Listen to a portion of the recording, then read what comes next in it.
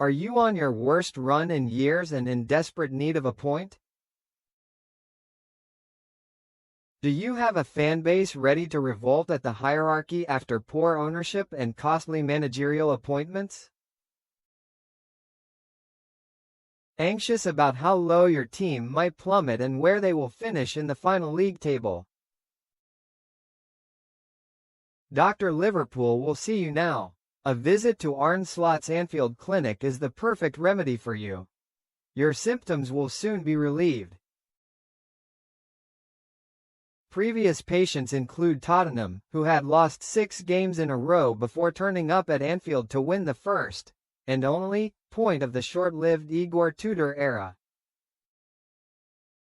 See also teams like Wolves, who were fearing a record-low points tally before playing the Reds at Molineux and winning, also relegated Burnley, promoted sides Leeds and Sunderland.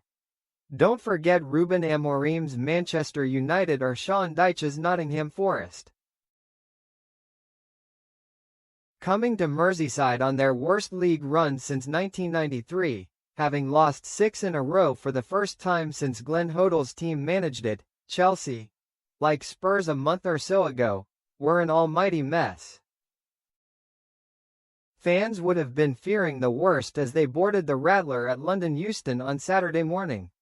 But rookie manager Callum McFarlane left with a much-needed draw after Enzo Fernandez cancelled out Ryan Gravenberch's early opener. Perhaps more importantly than the point, Chelsea produced a performance to be proud of and one to take confidence from ahead of next Saturday's FA Cup final against Manchester City. For the first time in months, they looked a cohesive unit, solid at the back and dangerous in attack.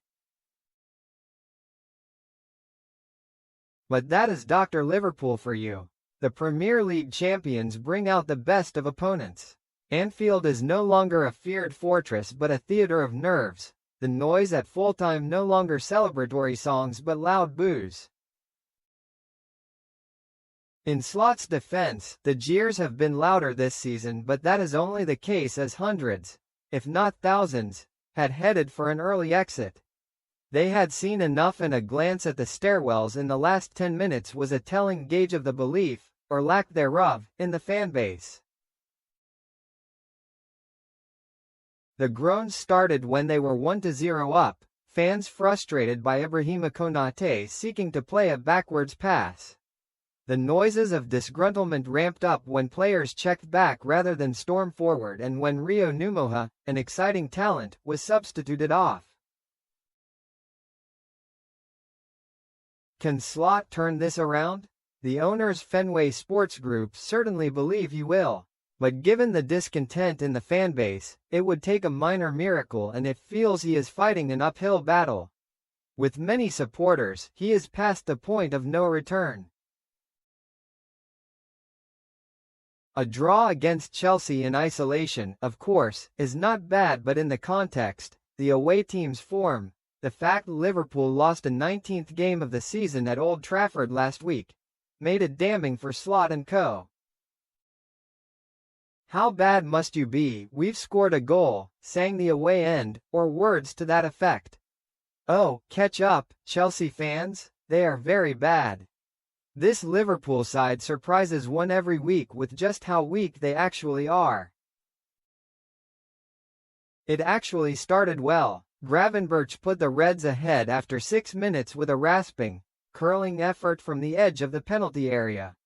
This Chelsea team felt there for the taking, and a Champions League spot, all but confirmed with a win, was well in sight.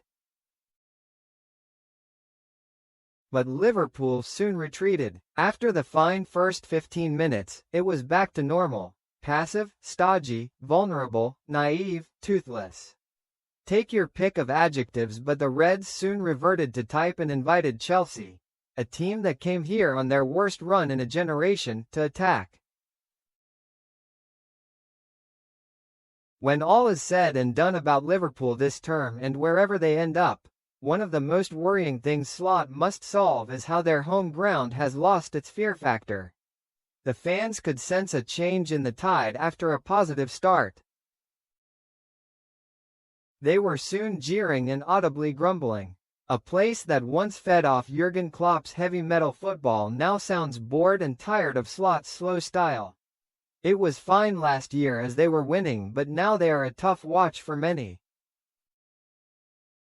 Fernandes pulled Chelsea level with a free kick that evaded everyone, and the Argentine could have put them ahead minutes later but was this time denied by Georgi Mamardashvili. The goal was the 18th time Liverpool have conceded a set-piece, their worst ever season in this regard. The goal had been coming, too. After the tidy start, Liverpool retreated and almost said to Chelsea, "Come on, lads, why don't you have a go?"